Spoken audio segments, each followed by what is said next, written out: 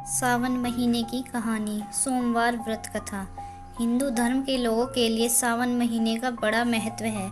इस महीने भगवान शिव की विशेष पूजा अर्चना की जाती है।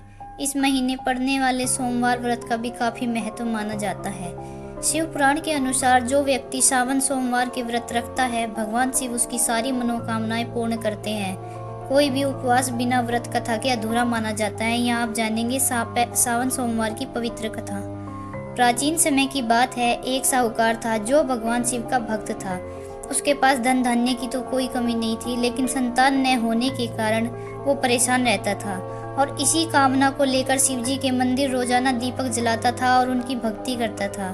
उसके भक्ति भाव को देखकर एक दिन माता पार्वती ने शिव जी से कहा कि प्रभु, ये साहूकार आपका अनन्य भक्त है, उसकी मनोकामना की पूर्ति करें। शिव जी बोले कि हे पार्वती, इस साहूकार के पास पुत्र नहीं है, जिस कारण ये दुखी रहता है। माता पार्वती ने आग्रह किया कि हे ईश्वर, कृपा करके आप इसे पुत्र रत्न का वरदान दे दीजिए। तब भोलेनाथ ने कहा कि हे पार्वती, इसके भाग्य में पुत्र का योग नहीं है। ऐसे में अगर इसे पुत्र प्राप्ति का वरदान मिल भी जाए तो उसका पुत्र केवल 12 वर्ष तक ही जीवित रहेगा। यह सुनने के बाद भी माता पार्वती ने भगवान शिव से साहूकार को पुत्र वरदान देने के लिए आग्रह किया। माता के बार बार कहने से भोलेनाथ ने साहूकार को पुत्र का वरदान दिया, लेकिन साथ ही ये भी बता दिया कि वह पुत्र केवल 12 वर्ष तक ही जीवित रहेगा। साहूकार ने सारी बात सुनी, इसलिए उसे न तो खुशी हुई और न ही दुख। वह तब भी पहले की तरह भोलेनाथ की पूजा अर्चना करता रहा। भगवान शिव के आशीर्वाद से साहूकार को सुंदर से बालक की प्राप्ति हुई। परिवार में खूब हर्षोल्लास मनाया गया, लेकिन साहूकार ने बालक की 12 वर्ष की आयु का जिक्र किसी से भी नहीं किया। जब बालक 11 वर्ष का हो गया, तब एक दिन साहूकार की सेठानी ने बालक के विवाह की इच्छा जताई।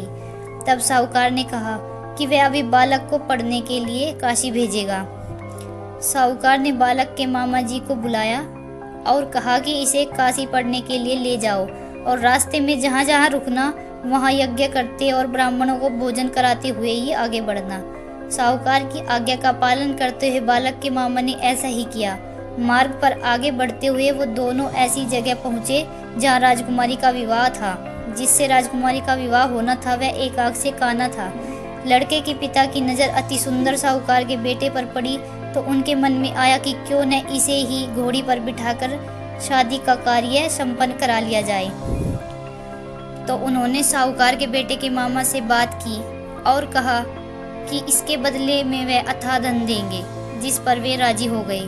इसके बाद साहूकार का बेटा विवाह की वेदी पर बैठ गया और जब विवाह हो गया तो उसने जाने से पहले राजकुमारी की चुंदरी के पल्ले पर लिखा कि तेरा विवाह तो मेरे साथ हुआ है, लेकिन जिस राजकुमार के साथ तुझे भेजेंगे वह तो एक आँख का काना है।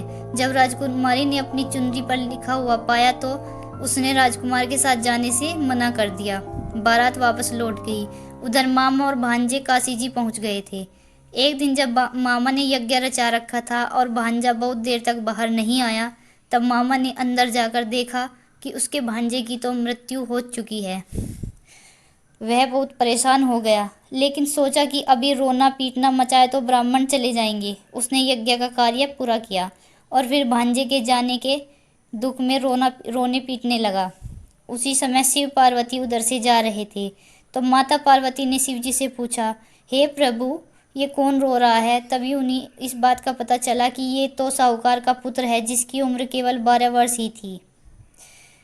तब माता पार्वती कहती हैं कि हे स्वामी, इसे जीवित कर दे, अन्यथा रोते रोते इसके माता पिता के प्राण निकल जाएंगे। माता पार्वती के बार बार आग्रह करने पर भोलेनाथ ने उसे जीवन दान दे दिया। लड़का ओम नमः शिवाय करते हुए जी उठा और मामा भांजे दोनों ने ईश्वर को धन्यवाद दिया और अब ये दोनों अपनी नगरी की ओर लौटने लगे। लौटते समय रास्ते में वही नगर पड़ा जहाँ राजकुमारी ने उन्हें पहचान लिया। तब राजा ने राजकुमारी को साहूकार के बेटे के साथ बहुत सारे धन धान्य के साथ विदा किया। उधर बालक के माता और पिता छत पर बैठे थे। उन्होंने यह प्रण ले लिया था कि यदि उनका पुत्र सकुशल न लौटा तो वे छत से कूदकर अपना जीवन त्याग देंगे। तभी लड़के के मामा ने आकर साहूकार के बेटे और बहू के आने का समाचार सुनाया। समाचार सुनकर दोनों प्रसन्न हुए और उन्होंने अपने बेटे और बहू का स्वागत किया। शिवजी ने साहूकार को सपने में दर्शन देकर कहा कि तुम्हारे पूजन से मैं प्रसन्न हुआ। इसी प्रकार जो भी व्यक्ति इस कथा को पढ़ेगा या सुनेगा उसकी समस्त परेशानियां दूर हो जाएगी और मनोवांछित फल की प्राप्ति होगी। कहानी अच्छी लगी हो तो वीडियो को लाइक करें और प्लीज़ चैनल को सब्सक्राइब करें और वीडियो को पूरा देखने और सुनने के लिए धन्यवाद।